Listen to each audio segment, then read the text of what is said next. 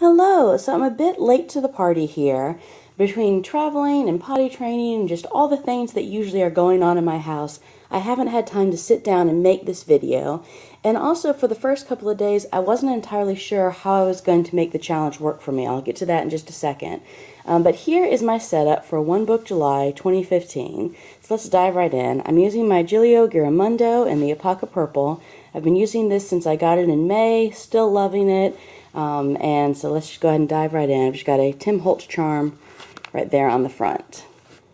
So, still using it as my wallet. I've got my most used credit cards, library card, gym card, cash, and a check all at the front here. Driver's license and other necessary ID cards, as well as pictures of my two boys.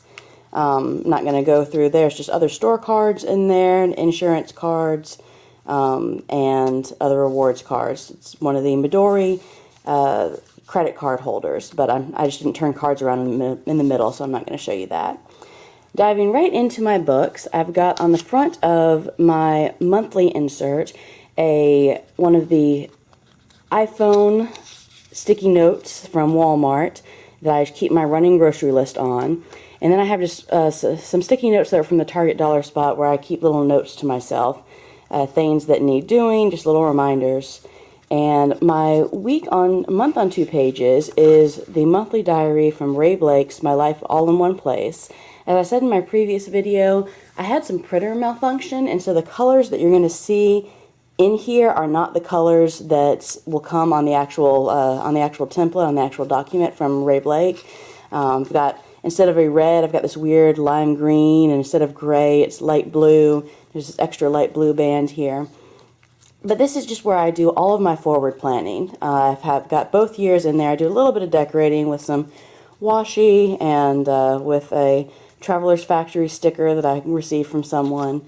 But you can see I do color code, and that was my big obstacle for One Book July, honestly. Getting into one book, not a problem. One pen, that's a problem. I use my Staedtlers. I love my Staedtlers. I've got a great system going that I can just at a glance see who's got what going on between my two kids and my personal things. And so I wasn't sure whether or not I'd be able to do this challenge for that reason. So the main reason that I'm able to stick with this challenge is that I already had this done. It's already color coded. I shouldn't need to add anything to my monthlies over the next month, I'm hoping. Fingers crossed, because I really need color coding on the monthlies. It's just how I function for this small of a space, to be able to glance and see, hey, my oldest kid has swim lessons, and it's for my oldest kid. It's not just a random event. If I'm looking to see what he's doing, then I can just look and see where the dark blue is. So that's the reason color coding really works for me, just to keep everything straight at a glance. And so I still have that on my monthly insert. So going through 2016, next insert here. This is from Boho Cottage on Etsy. Well, I bound both of these inserts myself just with scrapbook paper, but the actual insert document is from Boho Cottage on Etsy. I will link below all of my inserts. It's a beautiful week on 2 pages. You can see how I've color-coded in the past. So let me get to the current week. If I can get to it. Here we go. So you can see it is all in black. The pen, I'll go ahead and say now, the pen that I'm using for this is just a Target dollar spot pen. I did hack this. I believe I saw how to do it from the Reset Girl on her Instagram, that she uses InkJoy pen refills and just cuts them down and puts them in place so that they write much more smoothly and much more reliably. So I've done that to all of my Target dollar spot pens. I stocked up on the InkJoy pens when they were on sale for $1 at Staples. So that's what I'm using as my one pen. So you can see, have it all down there. The main reason that I think I'm going to be able to get away with not color coding on my weeklies is that it's summer. So while my kids have some activities, it's not as much as when both of them are going to be in school this fall. My youngest starts preschool this fall. And so I'm thinking I may need to go back to some sort of system next month for August, but I've got a month to figure out what I'm doing. So I am doing some designation just using transparent page flags. So I have my youngest, I take a monthly picture of him. His color is a dark green, so I have a light green because that's all that I had in the transparent flags. And I'm using that as a reminder that I need to take his monthly picture because he'll be 23 months. And then my oldest son has a swim lesson, so I'm still able to do some color coding with that. These are just the labels that I use. They're Erin Condren labels that I use to note when I have packages coming and deliveries coming. Everything else is just in the black pen.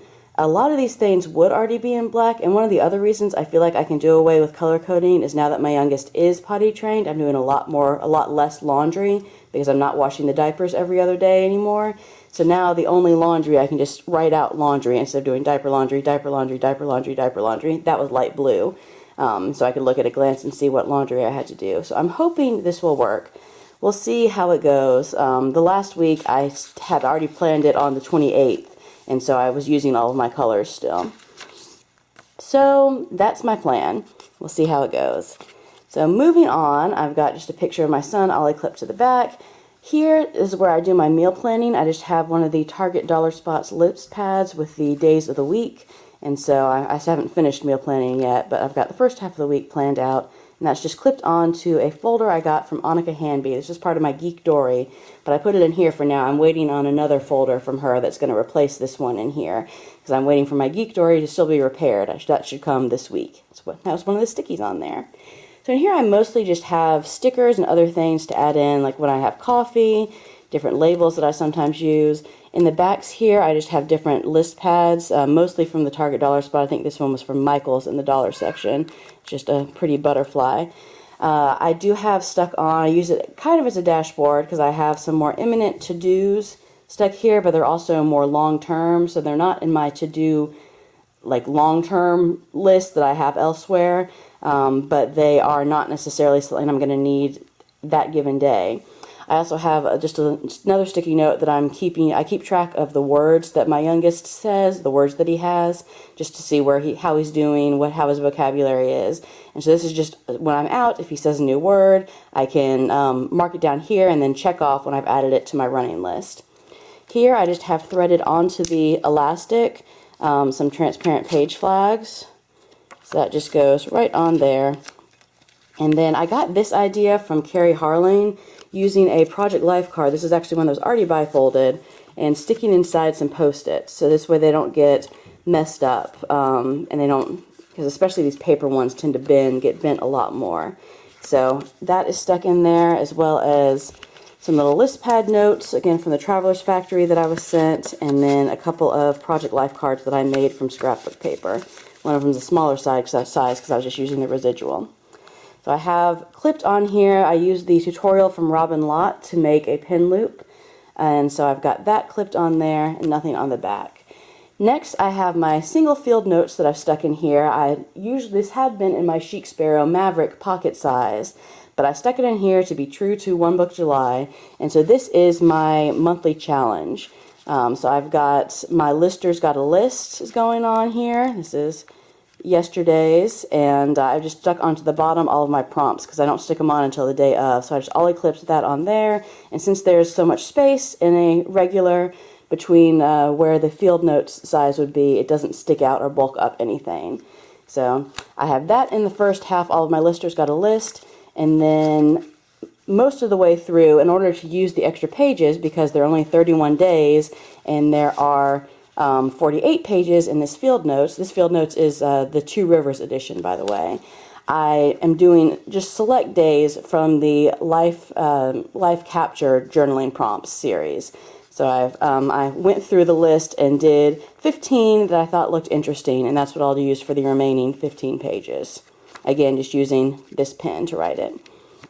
The last insert that I have is just my journal, and I'm not going to show much of that just because it's personal, but I have some pictures stuck in here, and I've always just used a Target Dollar Spot pen to write in there, so no changes with that. This is just a Midori insert that I've just stuck some Project Life cards in. In the back secretarial pocket here, I have just all of my coupons and rain checks for when I'm going shopping, and that's it. So all of my wallet contents, all of my planning, my journal, and my monthly challenge, all in here, one pen. Let's see how it goes. I'm mostly nervous about the one pen. I've been doing basically the one book for a while, just putting some other things that I only reference at home occasionally elsewhere. I am keeping separate still my book journal because that's a dedicated system. I have an entire file of facts. You can see a video on my channel how I have that set up. I do reference that on a regular basis, but because I'm not going to mess with that system for 1 month, that's staying separate, as well as my homesteading binder where I keep track of our egg production and my garden. That's again a dedicated system, so that's staying separate. And then my home management binder, which I won't really be referencing except for if my expense tracking is in there. So I don't reference that on an ongoing basis, especially when my kids aren't in school. But I do have all of my expense pages in there, and I'm not going to take those out and do it elsewhere just for 1 month. That's in an A5 file of facts, so it doesn't really translate easily to go into a traveler's notebook.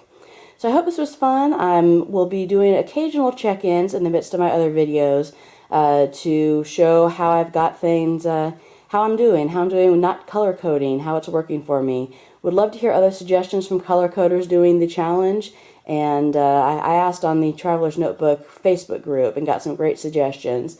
But I'd love to hear more if you have something that's working for you. Thanks for watching. Please sure to give it a thumbs up if you liked the video and subscribe to see more. Bye-bye.